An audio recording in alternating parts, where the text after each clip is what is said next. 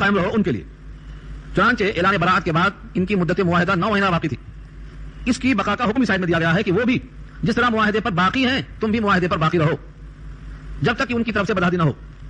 ہاں جنہوں نے بدعہدی کی ہے ان کو تم نے بدعہدی کا جواب دے دیا ہے, یعنی اب تمہارا ان سے کوئی معاہدہ باقی نہیں رہے گا. تو 2 قسم کے لوگ ہیں. آگے تقوی کی تعریف فرمائی, ان اللہ یحب المتقین, بے شک اللہ متقیوں کو پسند کرتے ہیں. متقی کی تعریف یہاں معلوم ہو گئی کہ جو اللہ کا حکم بجا لائیں وہ متقی, یعنی معاہدے پر قائم رہیں اللہ کے حکم کے مطابق تو وہ متقی ہیں.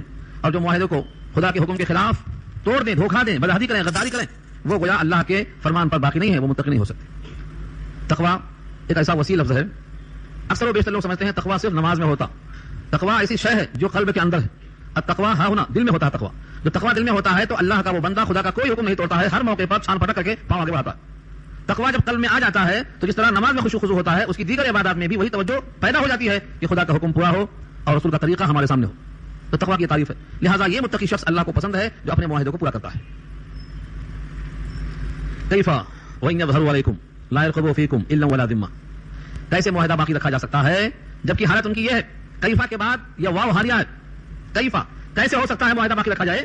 وإن يظهروا عليكم, اگر وہ تم پر غلبہ پا جائیں, یعنی اگر یہ کفار قریش جس سے تمہارا معاہدہ ہے اگر تمہارے اوپر قابو پا جائیں, غلبہ پا جائیں, فوقیت مل جائے, لا يرقبوا فيكم, تو نہیں خیال کریں گے تمہارے بارے میں الا قرابت داری کا, ولا ذمہ, اور اپنے عہد کا. ذمہ کے مراد عہد, اور الا کے معنی یہاں عام الا نہیں ہے, الا ہے, اور الا کے معنی قرابت داری کہتے ہیں. نبی صلی اللہ علیہ وسلم نے کفار قریش سے کہا تھا مقاطعے کے موقع پر, اگر تم رسول مان کر میرا حق ادا نہیں کر سکتے ہو تو کم سے کم قرابت داری کا لحاظ تو کرو. تمہارے قریش خاندان کا ایک فرد ہوں, تمہارے شہر کا رہنے والا ہوں, اور تمہاری بہت سے لوگوں کی قرابتیں مجھ سے ملتی جلتی ہیں, ننیحال ددیال, تو تم اگر نبوت کا پاس و لحاظ نہیں کر سکتے ہو تو کم سے کم قرابت داری کا پاس و لحاظ کر لو. مگر ان لوگوں نے ان تمام کا کوئی خیال نہیں کیا اور 3 سال تک بائیکاٹ کر دیا تھا شعب ابی طالب کی گھاٹیوں میں.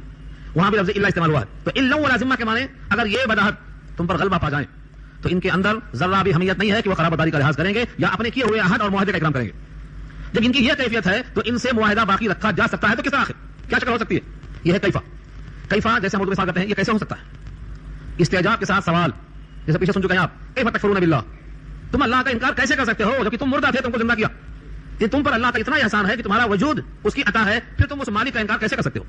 بس یہاں بھی کہا گیا کیف وإن يظهروا عليكم, کیسے ہو سکتا ہے یہ کہ اگر وہ غلبہ پا جائیں تمہارے اوپر تو تمہارے اندر نہ قرابت داری کا لحاظ کریں گے نہ معاہدے کا اکرام کریں گے. بڑا ان سے معاہدہ کیسے رکھا سکتا, ممکن نہیں معاہدہ باقی رکھنا.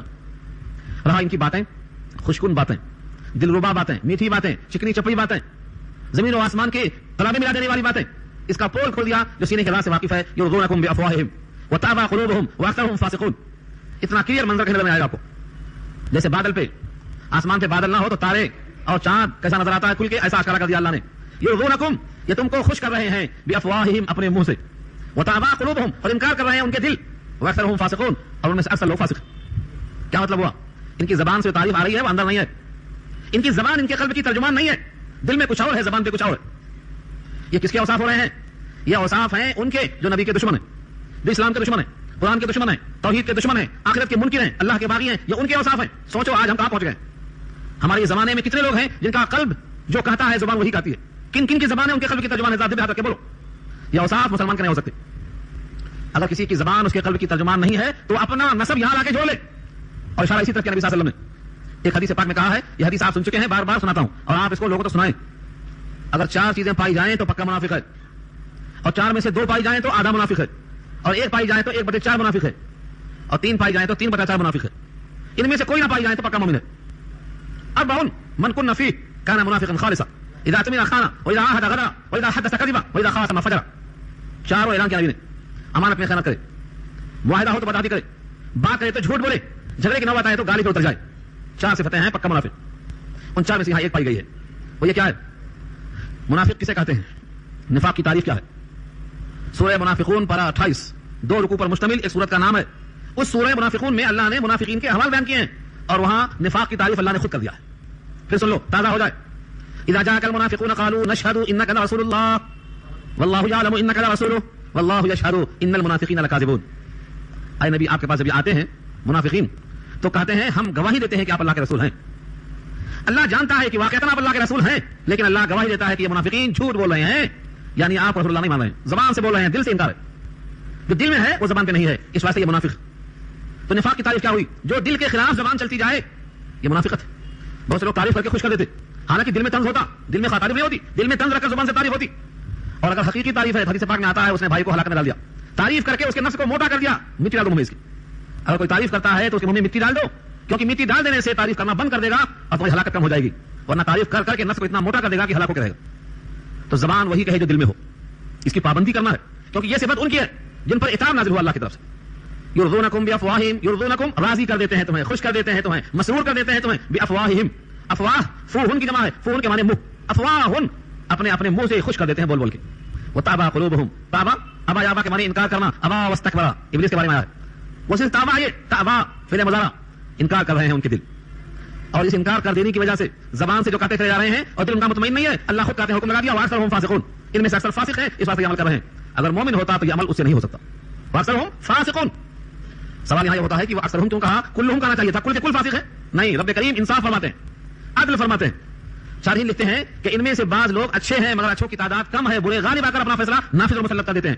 سب کے سب خراب نہیں تھے, اس لیے اللہ نے واکثرہم فاسقون کر کے ان کا وجود باقی رکھنے کا فیصلہ کیا. ہاں وہ ہیں, اس کو کہتے ہیں عدل. خرابی بیان ہو رہی ہے, ان کے برے اوصاف ظاہر ہو رہے ہیں, پھر بھی ان میں سے چند افراد کی خوبیاں بھی اعتراف کے ساتھ ظاہر کرتے ہیں رب کریم. یہ پورے کے پورے فاسق نہیں ہیں, اکثریت فاسق ہے, کچھ وہاں بھی اچھے ہوں گے. اس سے اشارہ کیا ہے کہ اگر کوئی دشمن کی بات نقل کرتا ہے تو دشمنی میں حق بات سے آگے نہ بڑھ جائے, اتنا ہی بیان کرے جتنا حقیقت ہے, سچائی کو ہاتھ نہ چھوڑے. یہ واضح کیا اللہ نے, واکثرہم فاسقون کہا, ان میں سے اکثر لوگ فاسق ہیں, کچھ لوگ ضرور سچے ہیں. اشتروا بآیات اللہ ثمنا قلیلا فصدوا عن سبیلہ انہم ساء ما کانوا یعملون. انہوں نے خریدا ہے, اشتروا انہوں نے خریدا ہے, مشتری کہتے ہیں خریدنے والے کو. اشتروا انہوں نے خریدا, بآیات اللہ اللہ کی آیتوں کے بدلے میں. کیا خریدا؟ ثمنا قیمت, کتنا؟ قلیلا تھوڑا. تورات کے احکام کو بدل دیا کرتے تھے پوچھنے والے کی مرضی کے مطابق, ہاں یہاں مسئلہ ہے بولتے تھے. قرآن کریم کا حکم بھی اگر کوئی بدل کر پیسوں کی لالچ میں مرضی کی موافق دے رہا ہے فتوا, تو اس کا حکم اس پر لاگو ہوتا ہے. لیکن قرآن کریم کا ایک حرف کوئی بدل نہیں سکتا, اللہ کے ذمہ ہے. وہاں کیا تھا؟ تورات کے نسخوں کو انہوں نے ورق ورق جمع کیا, ایسا جلدیں نہیں تھی, جلدیں کھول کے ورق ورق جمع کیا تھا. قرآن خود کہتا ہے تجعلونہ قراطیس, قراطیس جمع ہے قرطاس کی, قرطاس کے معنی کاغذ. تم نے پورے تورات کو کاغذ کی طرح تھپی لگا کر رکھ دیا تھا. جب کوئی آ کے پوچھتا تو اس کی مرضی کے مطابق کاغذ نکالتے پیش کرتے ہیں. کوئی آنے والے کو اتنی مہارت کہاں ہے کہ پورے کاغذات کو جانتا ہو کہ کس صفحے میں کیا رکھا ہوا ہے. اس زمانے میں کیا آج پڑھنے لکھنے کا دورہ ہے, پھر بھی مسلمانوں کی اکثریت اس سے واقف نہیں ہے کہ قرآن میں کیا لکھا ہے. اس زمانے میں پڑھنے کا رواج کم تھا, آج تو ماشاءاللہ پڑھنے کا بہت رواج ہے. اس پڑھائی کے ترقی کے دور میں جہاں ہر روز پڑھائی پر لاکھوں روپے خرچ ہو رہے ہیں, یہاں بھی مسلمانوں کی تعداد 1% بھی نہیں ہے جو قرآن سے واقف ہو. تو قرآن کریم کی آیتوں کو پھر بھی بدلا نہیں جا سکتا, اس لیے کہ اس کا حفظ کا نظام اللہ نے ایسا بنایا ہے کہ ہر صف میں حافظ ملتا, ہر محلے میں حافظ ملتا, ہر مسجد میں حافظ ملتا. غریب ہو کہ امیر, چھوٹا ہو کہ بڑا ہو, الفاظ کے حد تک اللہ نے ذمہ لے لیا. کوئی اس میں تغیر کیا تو پکڑا جائے گا. اس لیے اس میں قطر بمت لفظوں میں گنجائش نہیں ہے. ہاں لوگوں نے ترجمے کے اندر ڈنڈی مار دیا ہے, ترجمے کے اندر ڈنڈی مار دیا ہے, کیونکہ لوگوں کو عربی آتی نہیں کہ وہ چیک کر سکیں. ترجمے کے اندر حرف میں اضافہ نہیں کر سکتے, معنی میں اضافہ کیا ہے. اس لیے سب سے زیادہ ضروری ہے امت مسلمہ کے لیے کہ وہ اتنی عربی ضرور سیکھ لے کہ سرسری قرآن کو سمجھ سکے. سرسری وہ لاؤں ہے, 17 علوم کی شرط ہے. وہ کیوں شرط ہے؟ قرآن کریم کا مفسر بننے کے لیے, مسائل کا استخراج کرنے کے لیے, سرسری سمجھنے کے واسطے وہ شرطیں نہیں ہے. یہ ڈرا کر لوگوں کو قرآن سے دور کر دیا گیا ہے, قرآن سے لوگوں کو محروم کر دیا گیا ہے.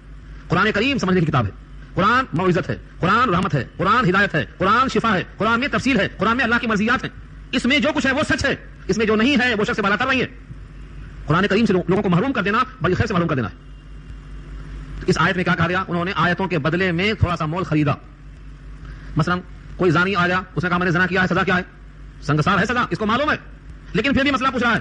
کہتے نہیں, تمہاری یہ وجہ سے وہ وجہ سے کچھ نہ کچھ وجوہات بتا کر کہہ دیا, دیکھو تمہارے واسطے گدھے پر بٹھا کر منہ میں کالک لگا کر پھرا دینا اور چھوڑ دینا ہے, بس کافی تمہارے واسطے, سزائے موت معاف.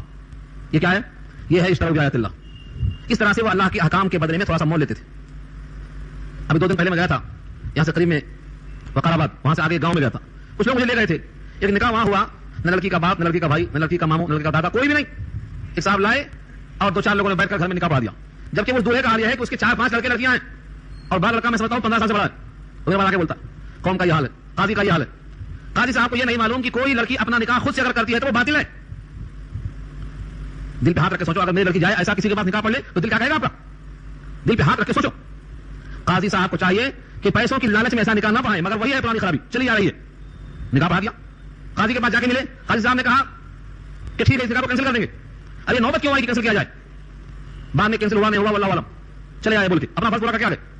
تو پیسوں کو لے کر احکام بدلنا, حکم کیا ہے؟ لڑکی خود اپنا نکاح نہیں کر سکتی. لڑکی کا باپ ہو, بھائی ہو, چاچا ہو, دادا ہو, ماموں ہو, کوئی نہ کوئی اس کا ولی کفیل رہنا, ورنہ وہ زنا ہے.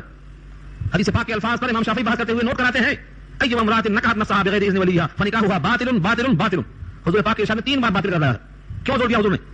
جو عورت اپنا نکاح خود سے کر لے اپنے ولی کی مرضی کے بغیر اس کا نکاح باطل ہے باطل ہے باطل ہے. ہم کہہ رہے ہیں ہو گیا کیونکہ پیسہ ہاتھ میں آ گیا. تو پیسوں کے لیے ہم نے احکامات بدل دیا. قرآن تو بدل نہیں سکتے لیکن قرآن کا جو مطلب ہے عمل کرنے کے موقع پر آپ نے خواہشات کے حاصل کر لیا. یہ کیا ہے؟ یہی مطلب اس آیت پر. ایسے وہاں قصص ہوتا تھا. اشتروا بآیات اللہ ثمنا قلیلا. انہوں نے خرید لیا اللہ کی آیتوں کے بدلے میں تھوڑا سا مول. تھوڑا سا کیوں کہا؟ انہوں نے 1000 روپے لیا ہوگا, 10,000 لیا ہوگا, 20,000 لیا ہوگا, 1 لاکھ لیا ہوگا. قرآن کریم میں جو اللہ کا حکم ہے اس حکم کے مقابلے میں اگر 7 زمین 7 آسمان بھی لیا ہے تو کم لیا. مگر کس کے لیے ہے؟ جس کے دل میں اللہ کے حکم کی عظمت ہو, جس کے دل میں قرآن کی عظمت ہو, جس کے دل میں آخرت کی عظمت ہو, جس کو یقین ہے کہ جنت بھی ہے جہنم بھی ہے, جس کو یقین ہے کہ مجھے فیصلے کا وقت آئے گا اور جواب دینا پڑے گا. دنیا ساری کی ساری فانی ہے لیکن جو اللہ کے پاس ہے وہ فانی نہیں ہے, باقی ہے.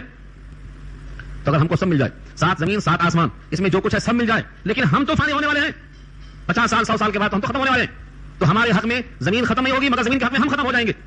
اس لیے ساری کائنات بھی لے لیں تو وہ متاع قلیل ہے. اللہ نے خود کہا ہے کہا دو ان بندوں سے قل متاع الدنیا قلیل, دنیا کا سرمایہ قلیل ہے.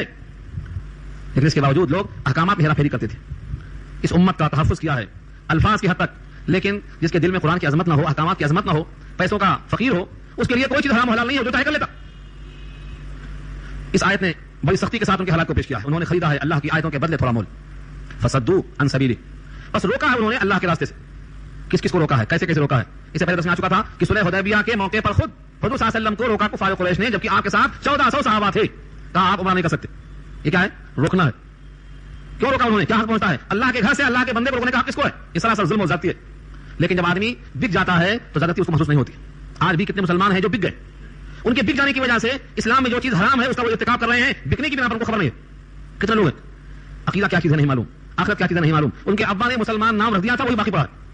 اس نام کا کوئی اثر نہیں ہوا ان کے اوپر, برائے نام مسلمان ہے. ایک صاحب نے بہت اچھی بات کہا تھا, بہت اچھے آفیسر ہیں, آئیے آفیسر ہمارے مدرسے کے درس میں آئے. انہوں نے کہا تمہارا نام تو ووٹر لسٹ میں ہے کہ تم مسلمان ہیں, راشن کارڈ میں مسلمان ہے, پاسپورٹ میں مسلمان ہے, تم یہ دیکھو اللہ کے پاس جو لسٹ ہے مومنین کی تمہارا نام اس میں ہے کہ نہیں ہے. بس یہ ان کی بہن کا خلاصہ تھا. اس کا مطلب کیا ہوا؟ یہ مسلمانیت جو نسلی ہے یہ چلنے والی نہیں ہے. ورنہ حضرت ابراہیم کے چاچا ہیں, کافی تھا نا. حضرت نوح کا بیٹا پیغمبر کا بیٹا ہے, کافی تھا نا. نوح اور لوط کی بیویاں پیغمبر کی بیویاں ہیں, کافی تھا. حضرت ابو طالب نبی کے چاچا ہیں, ابو لہب نبی کے سگے چاچا ہیں, کافی تھا نا یہ. مگر نہیں, قرآن نے واضح کر دیا ہے سیصلی نارا ذات لہب. قرآن نے صاف کر دیا ہے, گئے آ گئے, سیصلی نارا ذات لہب وامرأتہ حمالۃ الحطب فی جیدہا حبل من مسد. کس کے لیے کہا ہے؟ ام جمیل, ابو لہب تمہیں واسطے کہا گیا. تو یہ نسب نامے کام میں نہیں آتے. حقیقت ہے انسان پر لازم ہے کہ اپنے ایمان کو, اپنے عقائد کو, اپنے اعمال کو درست کرے. تو اس آیت نے واضح کر دیا ہے کہ انہوں نے اللہ کے راستے سے روکا. انہم ساء ما کانوا یعملون, بے شک وہ لوگ برا کیے جو کر رہے ہیں. ساء برا کیا, ما کانوا یعملون جو وہ کر رہے ہیں, ان کا یہ عمل انتہائی غلط ہے. آگے پھر ان کی وضاحت کی کہ تو ماضی کا حال تھا, اب اگر پھر یہ مل جائیں تو ان کا حال ویسا ہی باقی ہے. لا يرقبون فی مؤمن, نہیں خیال کریں گے وہ کسی مومن کے بارے میں. لا يرقبون فی مؤمن, مومن میں جو 2 زیر ہے تنوین کہتے ہیں, یہ برائے تعمیم ہے. کسی مومن کے بارے میں لا يرقبون, نہیں خیال کریں گے. کس بات کا؟ الا ولا ذمہ, دوبارہ آیا الا ولا ذمہ, نہ قرابت داری کا لحاظ کریں گے نہ اپنے کسی عہد کا خیال کریں گے. واولئک هم المعتدون, اور یہی لوگ ہیں جو حد سے تجاوز کرنے والے ہیں. معتدون یا تداول کے معنی حد سے آگے بڑھ جانا, اپنے حدود سے باہر نکل جانا. کوئی بھی بندہ اللہ کی طرف سے اس کے لیے ایک حد مقرر ہے. ومن يتعد حدود اللہ فقد ظلم نفسه, اور جو اس حدود اللہ سے آگے بڑھ جائے گا وہ کسی پر نہیں اپنے اوپر ظلم کر رہا ہے. فقد ظلم نفسه, اپنے ذات ظلم کر رہا ہے. تو اشارہ یہ ہو گیا کہ سب کے سب حد سے آگے بڑھ جانے والے ہیں. یہاں مومنین کو یہ خیال ہو سکتا تھا کہ یہ آئندہ بھی ہمارا خیال نہیں کریں گے, قرابت داری کا نہیں, عہد کا نہیں, تجاوز کرنے والے ہیں, اب ان سے دوستی ہم ختم کر دیں گے ہمیشہ کے لیے, ان سے ملنا جلنا چھوڑ دیں گے, ان سے بات چیت چھوڑ دیں گے, اور کبھی بھی ان کی طرح میں رہیں گے. اللہ نے فرمایا نہیں, فإن تابوا وأقاموا الصلاة وآتوا الزكاة فإخوانكم في الدين. اتنی غلط کاری کے باوجود کیا کیا اوپر آیا؟ نہ یہ قرابت داری کا لحاظ کرتے ہیں, نہ اپنے عہد کا لحاظ کرتے ہیں, دل میں ایک ہے زبان پر ایک ہے, ان میں فسق و فجور ہے, اللہ کی آیتوں کے بدلے میں تھوڑا سا مول خرید لیتے ہیں, لوگوں کو اللہ کے راستے سے روکتے ہیں. یہ تمام خرابیاں, اس کے باوجود رب کریم کا اعلان ہے فإن تابوا, اگر توبہ کر لیں, یعنی کفر و شرک سے توبہ کر لیں. فإن تابوا, اگر توبہ کر لیں, وأقاموا الصلاة, اور نماز قائم کر لیں, وآتوا الزکاة, اور زکات کو دینے کا فیصلہ کر لیں, فإخوانکم, تو تمہارے بھائی ہیں, فی الدین, دین کے بھائی, تمہارے دینی بھائی ہیں. یعنی جیسے اللہ کا قانون ہے کہ زندگی بھر کا مشرک, زندگی بھر کا کافر اگر آخری وقت میں کلمہ پڑھ کر اسلام میں آ جائے تو تمام نیکیاں باقی ہو جائیں گی اور تمام گناہ سابقہ ختم ہو جائیں گے. اے مومنو, یہ صفت اللہ کی تم بھی اپناؤ ان بھائیوں کے درمیان. اگر یہ منافقین, اگر یہ فاسقین, اگر یہ منافقین دوبارہ ایمان لے آئیں, توبہ کر لیں, نماز قائم کر لیں, تو پرانی باتیں تم بھی بھلا کر کے اخوانکم فی الدین کا مظاہرہ کرو, ان کو بھائی مان لو, تسلیم کر لو. اور ایسا ہی ہوا, ایسا ہی ہوا. اللہ تعالیٰ نے کتنے لوگوں کو توفیق دیا تھا, آپ کو یاد ہوگا. ابو سفیان सन 8 हिजरी में इस्लाम में आए, इससे पहले इसी लाइन में थे वो भी। सबसे बड़ा सरदार काफिरों का अबू जहल जो मारा गया बदर में, उसका हकीकी बेटा इकरमा इब्ने अबी जहल, इकरमा क्या हो गए? रज़ी अल्लाह तआला अन्हु बन गए। इकरमा इब्ने अबी जहल अबू जहल का बेटा होने के बावजूद रज़ी अल्लाह तआला अन्हु बन गए। और मुफस्सिरीन में उनकी रिवायतें बड़ी मुमताज होती है तफसीर के अंदर। इकरमा का वो हाल है, सुहैल बिन अमर का वही हाल है। ये सब के सब तौफीक हुई खुदा की, तौबा किया, नमाज कायम की, ज़कात दिया, तुम्हारे भाई बन गए, बल्कि तुम उन पर रज़ी अल्लाह तआला अन्हु कहने वाले बन गए। ये मौका दिया अल्लाह ने। ये इस्लाम का इम्तियाज है कि तमाम साबिका गुनाहों को अल्लाह खुद ही मिटा देते। और हर मोमिन को हुक्म है कि तुम भी पुरानी बातें मत निकालो, पुरानी बातें मत निकालो। इस्लाम में आने से पहले की गलतियों का चर्चा मत करो, खत्म। वाकया आपको याद होगा वहशी का, बहुत मशहूर किस्सा। हजरत हमजा के चचा, हजरत हमजा के कातिल वहशी जो हुजूर के चाचा हैं, नबी सल्लल्लाहु अलैहि वसल्लम अश्कबार हो गए, आंखों से आंसू भर गया। चचा की हालत को देखा तो नाक कटी है, कान कटा है, और सीने को चाक करके जिगर बाहर पड़ा हुआ है, चबाकर हिंदा ने खाने की कोशिश की, उगल दिया, पड़ा हुआ है। हालत देख कर आंखों में आंसू आ गए। लेकिन यही वहशी जब इस्लाम में आ गए, सन 10 हिजरी के बाद इस्लाम में दाखिल हो गए, तो अल्लाह के नबी ने उनको माफ कर दिया। इतना कहा कि तुम्हें सामने मत बैठा करो। तुम्हें देखकर चचा की याद ताजा हो जाती है, दिल मगमूम हो जाता है, आंखें अश्कबार हो जाती हैं, और जो मुझे रंज पहुंचाने का सबब बनता है, अल्लाह की निगाह में वो मातूब हो जाता है। तुम्हारी भलाई की खातिर कहता हूं, तुम मेरे पीछे रह जाओ, तुम्हारी भलाई की खातिर। क्योंकि दिल पर किसी का जोर नहीं चलता है, दिल पर किसी का जोर नहीं चलता है, चाहे वो दिल नबी का हो, वो भी अल्लाह के कब्जे में होता है। हर दिल रहमान की चुटकी में है, नबियों का दिल भी रहमान की चुटकी में है। याद है आपको, अल्लाह के नबी ने खुद दुआ की थी जनाब आयशा की तरफ मोहब्बत में ज्यादा होने की वजह से। क्या कहा था? 9 बीबियां, सबके दरमियान में इंसाफ करता हूं, मसावत कायम करता हूं, लेकिन अल्लाह मेरे दिल का मैदान ज्यादा है आयशा की तरफ, इसमें मैं मुआखिजा के काबिल नहीं हूं, मुझे माफ करना। क्यों कहा? अल्लाहुम्मा ला तलुमनी फीमा तमलिकु वला अमलिकु, मैं इसमें मालिक नहीं हूं, मालिक तो आप हैं। मैं मालिक हूं कि एक घंटा बराबर सबके पास हूं, मैं ये कर रहा हूं, लेकिन दिल का रुझान किसी तरफ ज्यादा है, तो ये तो आपके कब्जे में है। क्या वादे किया? तो चचा हमजा की याद ताजा हो जाती है, वहशी तुम्हारे हक में चाहे तो पीछे बैठ जाओ। इसका मतलब क्या हुआ? साबिका तमाम खताओं को माफ कर देने का हुक्म अल्लाह का है, और बंदे भी माफ कर दें। मगर हमारे पास क्या होता है? जिंदगी भर अदावत लिए बैठे रहते हैं। अगर कोई इस्लाम में दाखिल हो जाए तो अब उसकी लड़की की शादी नहीं होगी, उसके लड़के का निकाह नहीं होगा, उसको बराबर खाना नहीं मिलेगा, मुआशरे में उसको हमेशा कमतर समझा जाएगा। कुरान कहता है फइख्वानुकुम फिद्दीन, तुम्हारे भाई है दिन में, वो कलमा पढ़ने के बाद तुम्हारे भाई हैं। आज सबसे बड़ा मसला पैदा कर दिया गया है कि समाज में, मुआशरे में वो जम नहीं हो पाते। 9 मुस्लिमीन की जमातें यहां पड़ी हुई हैं, सब उसमें काले नहीं होते, गोरे भी होते, लेकिन हमारे लोगों ने उनसे रिश्ते को नहीं जोड़ा, खानदानी शराफत के पीछे बैठे हुए हैं। सुन्नत तो ये भी है, हुजूर के गुलाम थे ज़ैद इब्न हारिसा, और ज़ैनब बिन्त जहश हुजूर की फूफी ज़ात बहन है। ज़ैनब बिन्त जहश का निकाह किससे हुआ? ज़ैद बिन हारिसा से। ज़ैद हारिसा के बेटे गुलाम है, गुलाम के बेटे से कुरैश के खानदान की हुजूर की फूफी ज़ात बहन ज़ैनब बिन्त जहश का निकाह हुआ। तो मुआशरे में करके दिखाया, किस्सा तफसील से इंशाअल्लाह सूरह आज़म में आएगा। फिर ज़ैनब का ज़ैद से अनबन होने के बाद जब तलाक, गैर मुस्लिमों को जब वो इस्लाम में आ जाए तब भी गैर मुस्लिम ही समझ कर छोड़ दिया, उनको हमने अपनाया नहीं है। इस वास्ते कितने ऐसे खानदान हैं जो फिर से पलट के वापस चले जा रहे हैं, फिर से उसी में जाके मिल जा रहे हैं। इसका वबाल पूरी उम्मत पे होगा, क्योंकि हमने शादी को मुश्किल बना दिया। एक 2 3 4 शादियां जो भी कर रहे हैं, वो किनसे कर रहे हैं और किनसे करना चाहिए, वो भी सोचने की चीज है। तहफ़्फ़ुज़ के लिए नबी ने एक कुंवारी से शादी किया था, बाकी 8 बेवा थी, मुतल्लका थी, एक भी कुंवारी नहीं थी सिवाय आयशा के। लेकिन उम्मती नबी का नाम लेकर शादियां करता है तो कुंवारी ढूंढता है, सिर्फ कुंवारी ढूंढता है, इसको बेवा नहीं मिलती, मुतल्लका नहीं मिलती। दूसरों का तहफ़्फ़ुज़ करने के लिए निकाह होना चाहिए, साया बनने के लिए। जब कोई किसी का साया बनेगा, तहफ़्फ़ुज़ फराहम करेगा, किसी की मदद में आएगा। अल्लाह के हबीब का इरशाद है, वल्लाह फी औनिल अब्द मा काना अल अब्दु फी औनि अखी। बंदा जब तक किसी बंदे की मदद में रहेगा, तब तक अल्लाह ताला उस बंदे की मदद में रहता है। इसके बावजूद हमारे सामने सिर्फ दुनिया ही है, दुनिया के लिए रहते हैं। हमें चाहिए कि मुआशरे में इस बात को आम करें कि निकाह अल्लाह की खातिर हो, क्योंकि निकाह इबादत है, तिजारत और कारोबार नहीं है। जिस तरह खेत बिकता है, घर बिकता है, जमीन बिकती है, आज ऐसा ही दूल्हा बिकता है। ये इस्लाम के मानने वालों की हरकत इंतहाई काबिल नकारत है। अफसोस होता है इस अमल के ऊपर, मुख्तलिफ राय से, मुख्तलिफ बहाने से। तो कुरान ने वाज़ेह कर दिया है कि अगर वो तौबा कर ले, नमाज कायम कर ले, ज़कात दे दे, तो तुम्हारे दीनी भाई हैं, फइख्वानुकुम फिद्दीन। और आगे फरमाया वनुफ़स्सिलुल आयात, और हम खोल खोल के बयान करते हैं निशानियां, लिक़ौमिन यअलमून, ऐसी कौम के वास्ते जो जानती है, ताकि जाने कि रब्बे करीम ने तुम्हें दिल बड़ा करने का हुक्म दिया है। सवाल यह है, अगर इन्होंने फिर से बता दी की तो वइन नकसू ईमानहुम मिन बादि अहदिहिम व तानू फी दीनिकुम फक़ातिलू अइम्मतल कुफ्र इन्नहुम ला ईमान लहुम लअल्लहुम यंतहून। और अगर वो तोड़ दें अपना कसम, ईमान ईमान नहीं ईमान, ईमान तो यकीन के माने में आता, और ईमान आए तो कसम के माने में आता। वइन नकसू ईमानहुम, अगर वो अपनी कसमें तोड़ दें, अपने आहद को तोड़ दें, मिन बादि अहदिहिम, अपने आहद के बाद कसमों को तोड़ दें, व तानू फी दीनिकुम, और तुम्हारे दीन में ताने दें। ताना, तानू फिर माजी जमा मुज़क्कर गायब का सिगा है। अगर वो ताने दें तुम्हारे दीन में, क्या मतलब?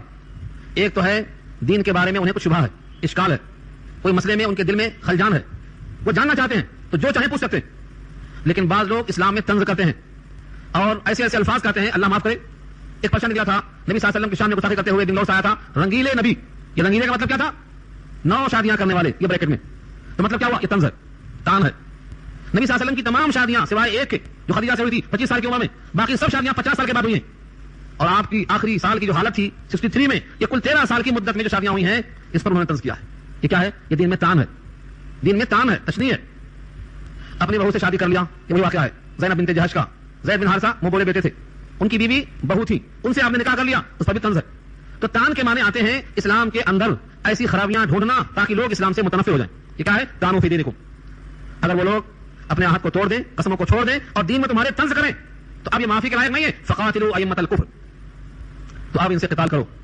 یوں کہا ہوتا فقاتلوہم، ان سے قتال کرو، نہیں. ہم ضمیر لفظ چھوٹا، اس کے باوجود اللہ نے بار استعمال کیا. کیا؟ ائمۃ الکفر. ائمہ جمع ہے امام کی، اور امام کے معنی لیڈ کرنے والے، سیادت کرنے والے، آگے آگے چلنے والے. تو جس طرح سے ائمۃ الایمان ہیں، ائمۃ الکفر بھی ہیں. ان بڑے بڑے سرداروں کو مارو. کیوں مارو؟ کیونکہ یہ سکھاتے ہیں، یہ اچکاتے ہیں اور یہ دین میں طنز پیدا کرتے ہیں. آج کتنے لوگ ہیں ہندوستان میں آپ بیٹھے ہوئے ہیں، کیا جتنے لوگ اسلام کے خلاف لکھنے والے ہیں یہ مسلمان ہیں؟ ان کے اندر جو مواد آیا وہ کس نے دیا؟ کہاں سے آیا؟ ان لوگوں نے دین میں جو ہتک آمیز باتیں لکھی ہیں وہ کہاں سے لائے ہیں؟ ادھر حقیقت صرف نام ہے ان کا مسلمان، ورنہ اندر سے منافق ہے. اس میں یہ بھی مسلمان نہیں ہے. اگر مسلمان ہوتا، مومن ہوتا، تو ایمان کا یہ جز ہے کہ وہ نبی کی تعظیم کرے، نبی کی توقیر کرے. اور جو نبی کی توہین کرتا ہے وہ تعظیم کی ضد ہے، اس میں ایمان کا. سورہ اعراف کی آیت سن چکے ہیں آپ؟ سورہ اعراف کی 158 نمبر کی آیت بات ہو چکی ہے. وتعزروه وتوقروه، نبی کی تعظیم کرو، نبی کا تعاون کرو، نبی کی تکریم کرو. تو جب تکریم کے بجائے توہین پہ آ گئے تو ایمان کہاں ہے؟ ان کا نام ہم پڑھ لیتے ہیں اخباروں میں، ہم سمجھتے ہیں کہ مسلمان ہے. مسلمان کا نام رکھ لیا ہے دھوکہ دینے کے واسطے. یہ منافق ہے حقیقت میں. جس میں نبی کی عظمت نہیں ہے وہ مومن ہو ہی نہیں سکتا. قرآن کریم نے واضح کر دیا ہے وطعنوا فی دینکم، تمہارے دین میں اگر تانا زنی کرتے ہیں تو فقاتلوا ائمۃ الکفر، کافروں کے بڑے بڑے ائمہ کو قتل کرو.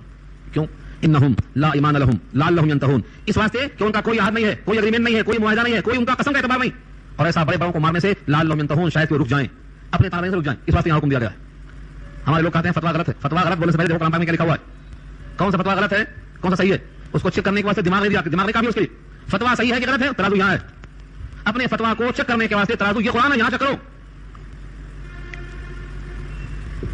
اللہ کے بارے میں کہیں گے اللہ نے تحمل کا اظہار کیا ہے، مگر نبی کے شان میں گستاخی کریں گے اور دین الہی میں اگر تان زنی کریں گے تو اس پر اللہ نے برداشت نہیں کیا ہے. فقاتلوا ائمۃ الکفر کہا. ان بڑے بڑے سرداروں کو قتل کرو، اس لیے کہ یہ مور آستین ہے. ان کے بارے میں خود قرآن واضح کرتا ہے آگے. الا تقاتلون قوما نكثوا ايمانهم وهموا باخراج الرسول وهم بدؤوكم اول مره اتخشونهم فالله حق ان تخشوه ان كنتم مؤمنين. یہ آیت نمبر 13 ہے.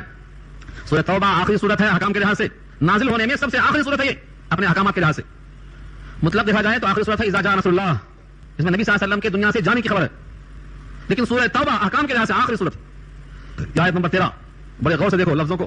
رب کریم ان تمام صحابہ سے مخاطب ہو کے فرماتے ہیں الا تقاتلون قوما، کیا تم قتال نہیں کرو گے ایسی قوم سے نکثوا ایمانہم، جنہوں نے اپنے ہاتھ کو توڑ دیا، وہموا اور مہم چلائی، ہمو اہتمام کیا، ہمو فکر مند ہوئے، ہمو سازش کیا. یہ سب ترجمہ کرتا ہوں ہمو کا. کیا مہم چلایا؟ باخراج الرسول، نبی کے اخراج کی مہم چلایا. کہاں سے؟ مدینے سے نبی کو نکالنے کی مہم چلایا. کیا کہا؟ کچھ لوگ آ گئے ہیں نعوذ باللہ من ذالک، جو ازل ہیں، برتر نہیں ہیں، کمتر ہیں، اور آ کر ہمارے اوپر بڑائی اور فوقیت جتاتے ہیں. جب مدینے میں جائیں گے تو عزت والے ذلت والوں کو باہر نکال کے پھینک دیں گے. یہ پوری تفصیل سورہ منافقون میں پڑھ لیجیے 28واں پارہ میں. نکال دیں گے. ان کی فکر تھی. یہ فکر ہوئی کیوں تھی؟ عبداللہ ابن ابی بن سلول کی تاج پوشی ہونے جا رہی تھی. یہ مکے میں نہیں، مدینے میں. مدینے کا سردار بننے جا رہا تھا، اور اوس اور خزرج اور یہود سب قبیلے مل کر اس کی گلپوشی کرنے جا رہے تھے. مگر نبی صلی اللہ علیہ وسلم کی ہجرت کی وجہ سے سب کی توجہ ادھر کھینچ کے آ گئی، اس کی تاج پوشی رہ گئی. اس لیے اس کے دل میں نفرت پیدا ہو گئی. اور اس کا ایک جملہ تھا، اس نے کہا تھا چلو غزوہ تبوک سے لوٹ کر جا رہے ہیں، اندر پہنچتے ہی نکال کے باہر پھینکیں گے ان کو. زید بن ارقم نے سن لیا، نبی کو مطلع کیا، بلائے گئے. اس نے کہا میں تو ایسا نہیں بولا، میں نے ایسا نہیں کہا، انکار کر گیا، مکر گیا. سب لوگوں نے زید بن ارقم کو بچہ سمجھ کر کے دبا لیا، لیکن بچہ نہیں تھا، صاحب ایمان تھا، مسترد تھا. قلب میں مطلع ہو گیا کہ میرا نبی کے سامنے یہ حال ہو گیا. سر جھکا کر متوجہ ہوا اللہ کی طرف. ان کی تائید میں سورہ منافقون کی وہ آیت نازل ہوئی. ہاں کہا ہے انہوں نے، منافقون نے ایسا کہا ہے. کیا کہا ہے؟ تفسیری بحث انشاءاللہ سورہ منافقون میں آئے گی، آپ کو جلدی ہے تو جا کر دیکھ لینا کیا کہا ہے. کل 2 رکوع، لمبی صورت نہیں، 2 رکوع ہے.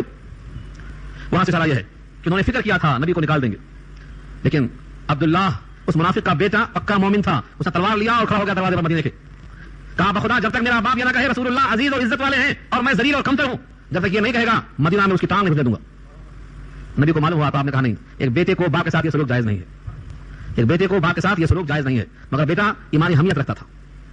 یہ ہے کیفیت صاحب ایمان کی. نہ باپ نہ ماں نہ دادی نہ نانی، کوئی نہیں. نبی کا حکم، نبی کی منشا سب سے مقدم. یہ صاحب ایمان کی علامت ہے.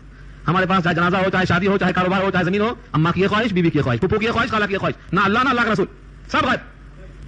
تو قرآن کریم سے معلوم ہوتا ہے کہ سب سے مقدم اللہ کا حکم. کیا کہا؟ کیا تم ان سے لڑو گے نہیں؟ الا تقاتلون، کیا تم ان سے قتال نہیں کرو گے؟ ایسی قوم جنہوں نے اپنا ایمان توڑ دیا, اپنا عہد توڑ دیا, اپنی قسم چھوڑ دیا. وہ ہم باخراج الرسول, اور نبی کو نکالنے کے ڈر پہ ہو گئے. وہ ہم بدعوکم اول مرہ, اور انہوں نے پہل کر دی پہلی مرتبہ بدعتی کرنے کی. پچھلے ہفتے جو تھے ان کو معلوم ہے بنی خزاعہ بنی بکر کی جنگ ہوئی.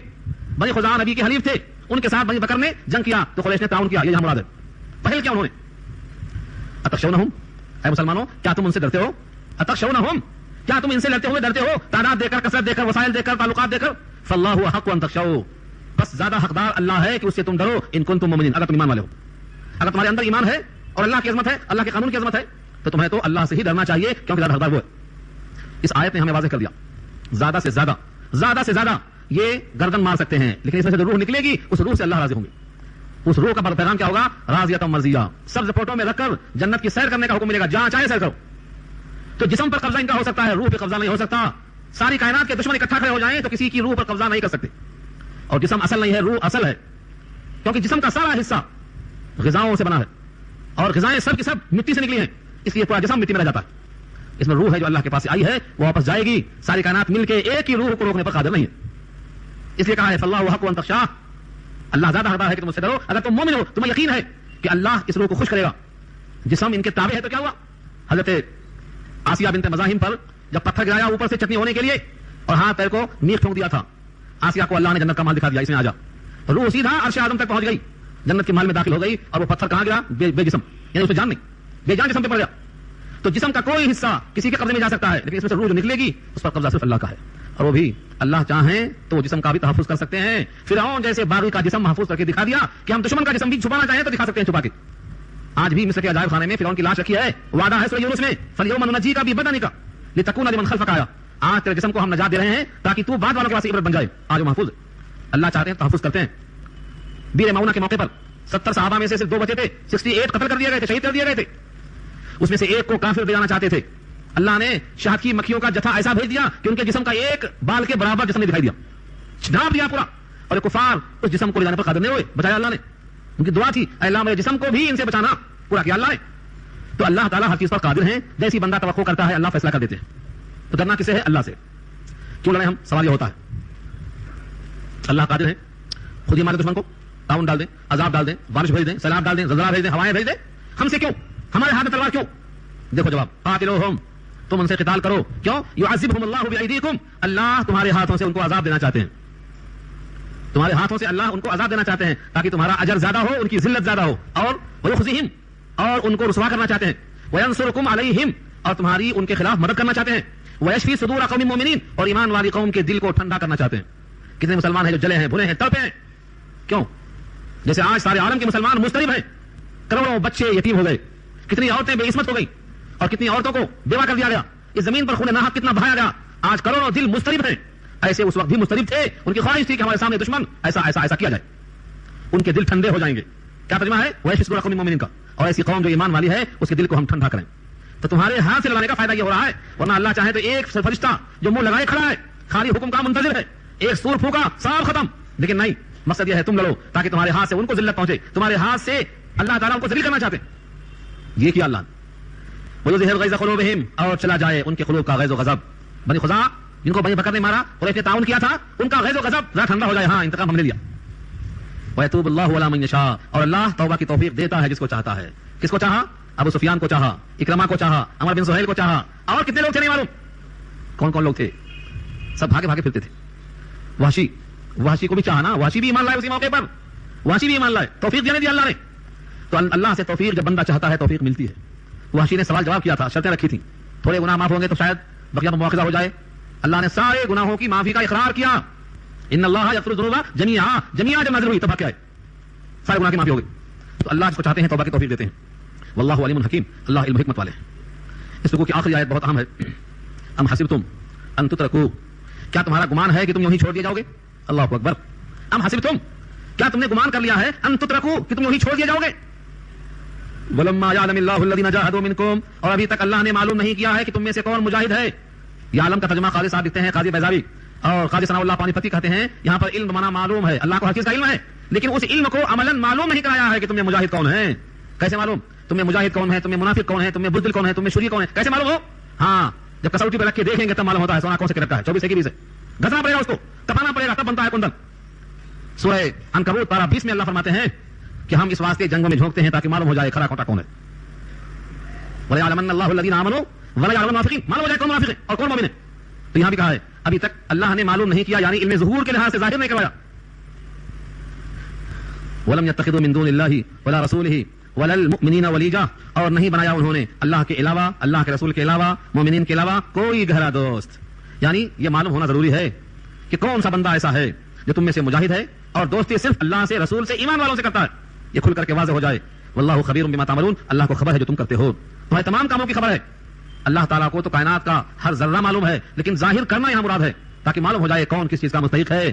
کل کے دن حجت باقی نہ رہے. یہاں تک مکمل ہوا جملہ. آیت نمبر 16 مکمل ہو گئی. آگے خانہ کعبہ کی تعمیر، حاجیوں کا پانی پلانا اور بیت اللہ کو آباد کرنا، اس پر لوگ فخر کرتے تھے، حالانکہ تھے مشرک. حالت شرک میں اپنے اس عمل پر فخر کرتے تھے. حالت شرک میں کوئی عمل قابل فخر نہیں ہوتا. یہ عنوان اگلی آیت میں انشاءاللہ آ رہا ہے، گفتگو آئندہ ہوگی. اللہ تعالیٰ عمل کرنا نصیب فرمائے. آپ حضرات دعا فرما لیں. پھر وہی درخواست ہے کہ آپ حضرات قرآن کریم کو پھیلانے میں تعاون کریں. یا اور جتنے بھی لوگ یہاں موجود ہیں ان سے میری درخواست یہ ہے کہ اپنے ایک دوست کو ضرور لائیں اور اپنے گھر والوں کو محروم نہ کریں، ان کو بھی ساتھ لائیں. ان کے واسطے بھی انتظام کیا گیا ہے، دعا کر لیجیے. الحمدللہ رب العالمین والصلاۃ والسلام علی سید المرسلین. یا حی یا قیوم برحمتک نستغیث یا رب لک الحمد کما ینبغی بجلال وجهک العظیم. اللهم لا احصی ثناء علیک انت کما اثنیت علی نفسک. اللهم لا مانع لما اعطیت ولا معطی لما منعت ولا ينفع ذا الجد منك الجد. اللهم انا نعوذ بك من الشقاق والنفاق وسوء الاخلاق. وصلی اللہ تعالی علی خیر خلقه سیدنا مولانا محمد وعلى اله واصحابه اجمعین برحمتک ارحم الراحمین.